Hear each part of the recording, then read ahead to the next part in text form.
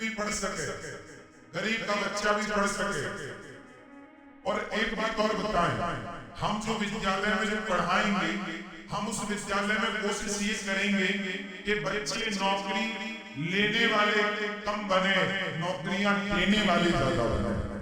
हम इसलिए नहीं पढ़ाएंगे आपको कि आप पढ़ लिख के नौकर ही रहे, हम इसलिए पढ़ाएंगे कि शिक्षा आपको नौकर नहीं बनाती, शिक्षा आपको मालिक बनाती है।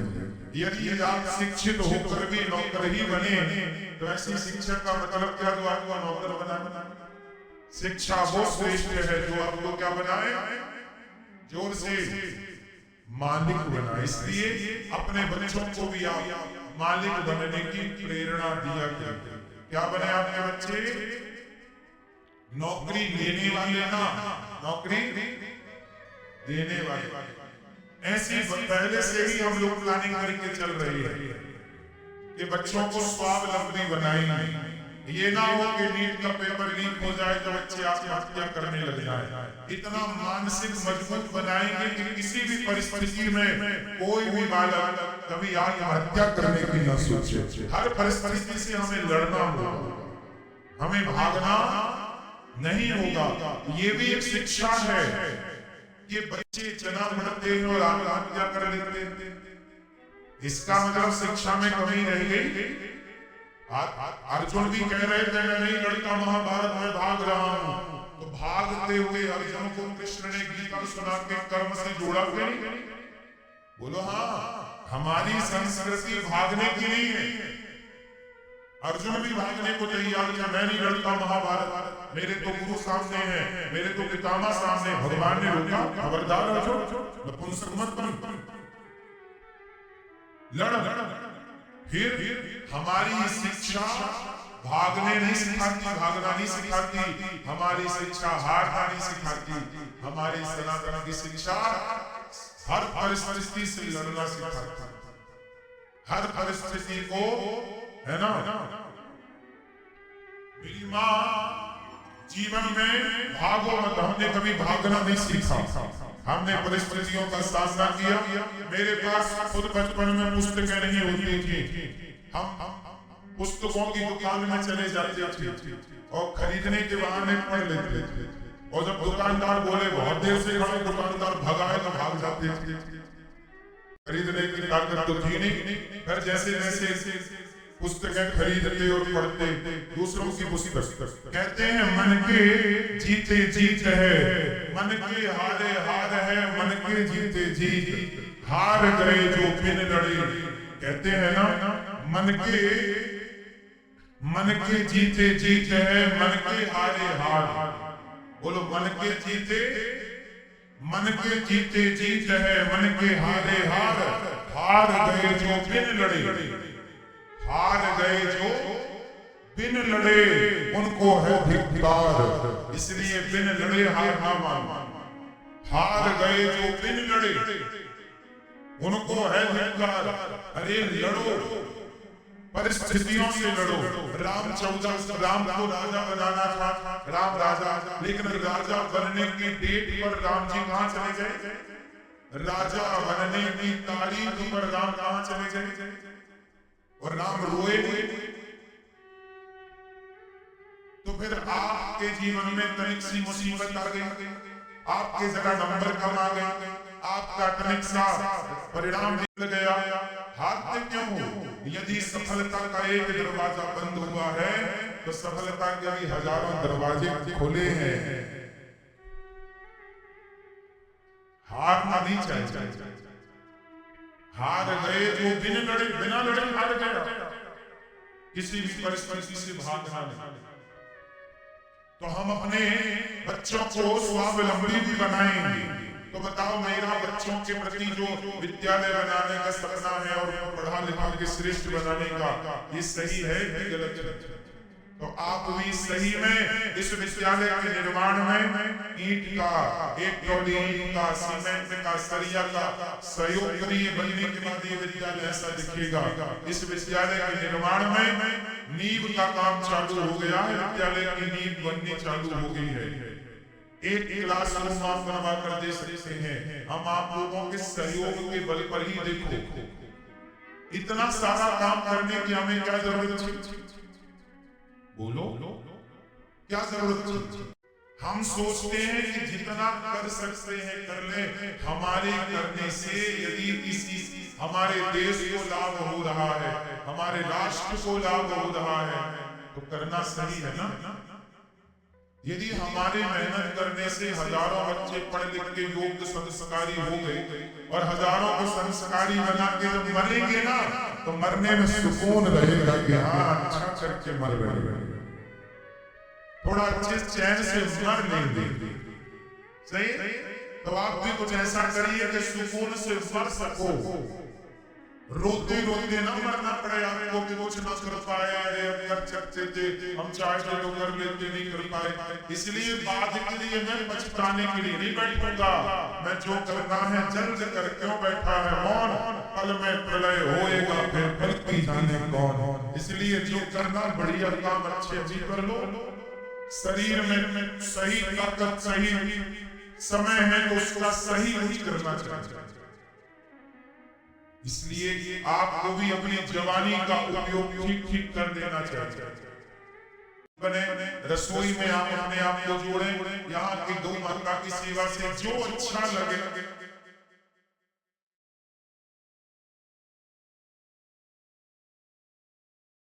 तो अच्छा लगेगा कि यहाँ का वो अच्छे कार्य से आप जुड़िएगा। एक रोटी और एक ईंट का सहयोग करना, पर करिएगा जरूर। मुझे नहीं पता कि ईश्वर ने आपको किस योग को बनाया है, पर मुट्ठी भर नमक देने के लायक तो बनाया ही। गिलहरी का योगदान राम सेतु में था, तो गौरी गोपाल विद्यालय में आप सबका भी सहयोग होना चाहिए। कुछ भक्तों ने सहयोग किया है। आओ पहले ऐसे दानवीर महापुरुषों का नाम स्मरण करें, फिर आगे की कथा में प्रवेश करें। अच्छा, भीष्म पितामह को कितना दुख मिला बताओ? बाणों की सैया पर लेटे, वामन दिन से बाणों की सैया पर लेटे हैं, कितना दुख मिला। कौन दिया दुख पितामह को? जोर से। पितामह को तो भगवान ने दिया क्या? नहीं, पितामह ने पिछले जन्म में पिछले किसी जन्म में एक सांप को कांटे के ढेर में फेंक दिया। कांटे चुभे, सांप और कांटे चुभने से तड़प के सांप मर गया। तो कांटों की पीड़ा से सांप मरा, तो वही पितामह को बाणों की पीड़ा से मरना। वो कांटों की सैया में सांप लेटा, तो पितामह को बाणों की सैया। जैसे करनी आपको जो मिल रहा है वो आपका ही बोया हुआ आज काट रहे हैं। इसलिए भगवान किसी को दुख, अच्छा भगवान किसी को सुख भी नहीं देते। जो आपको सुख मिल रहा है वो आपके कर्मों का फल है। तो फिर आप ये सवाल करिए कि जब भगवान दुख नहीं देते, सुख नहीं देते, तो फिर भगवान की हम पूजा क्यों करें? क्यों करें? क्या फायदा पूजा करने से? तो सुनो, भगवान की पूजा करने के फायदे क्या हैं वो सुनो। जब सुख दुख भगवान नहीं देते तो भगवान की पूजा क्यों करें? अब सुनो, अजामिल का नाम सुना होगा। अजामिल ने सारी जिंदगी पाप किया। अब पाप किया था तो उसे भोगना पड़ता ना, और पुण्य किया होता तो पुण्य भोगने भी संसार में आना है और पाप भोगने भी। लेकिन अजामिल के मुख से धोखे से नारायण निकल गया। तो भगवान की भक्ति क्यों करें? जो भगवान की भक्ति करता है, भगवान उसके पाप पुण्य सुख दुख से उसे उबार कर, और उसे भगवान पापी से पापी को भी जो कर्मों के कारण नरक में जाता, तो भगवान उसे उठाकर अपने धाम ले जाते हैं। इसलिए भगवान की भक्ति करना चाहिए कि हमने तो पाप कर ही लिए हैं, बोलो हाँ, अब कर ही लिए हैं तो अब तो भोगना पड़ेगा, तो भोगना ना पड़े इसलिए भगवान की शरण में चलो। जैसे आग की शरण में कोई हरा घास आ जाए, सूखा घास आ जाए, हरी लकड़ी आ जाए, सूखी लकड़ी आ जाए, कोई भी आ जाए, आग सबको जलाती चली, बोलो हाँ। ऐसे भगवान की शरण में पापी आ जाए, पुण्यात्मा आ जाए, बस आ जाए तो प्रभु सबको तारते चलेंगे। एक कथा सुनो इसके उत्तर की। व्यक्ति जो करता है भोगना पड़ता है, भगवान किसी को सुख दुख नहीं देते, अपना कर्म ही आपको सुख दुख देता है। तो भक्ति क्यों करें? भक्ति करेंगे तो कर्म से मुक्त हो जाए, कर्म बंधन ही छूट जाए। अब सुनो इसकी उदाहरण में एक कथा सुनो। एक गांव में एक रंगनाथ नाम के सेठ जी रहा करते थे। क्या नाम था? रंगनाथ जी नाम के सेठ जी। बड़ा अच्छा काम था, पैसे कमाते। उनका एक नौकर था, सांवला सा, बड़ा दुष्ट था, खूब गलत गलत काम करता था। अचानक उसकी तबीयत बिगड़ी और वो अपने घर में उसकी मृत्यु हो गई। सेठ को रंगनाथ जी को रंगनाथ सेठ को पता लगा कि मेरा नौकर मर गया, तो उसकी परिवार की थोड़ी बहुत मदद सेठ जी ने कर। अब वो मर गया और संयोग से ये भक्तमाल की कथा है, सुनिए। मरने के बाद जब नौकर सेठ जी का यमराज के पास गया तो यमराज जी ने देखा कि भाई तो बहुत बड़ा पापी है, तो ऐसा करके हमारी सेना में शामिल हो जाओ। तो उसे यमदूत बना दिया। बोले तो भोगता भी रहेगा और हमारा काम भी करे। जैसे आप लोग भी आइए पापी हुए तो यमराज जी आपको अपना काम धाम भी दे देते, जाओ यमदूत तुम बन जाओ। तो यमदूत के साथ आपको रहना पड़ता है।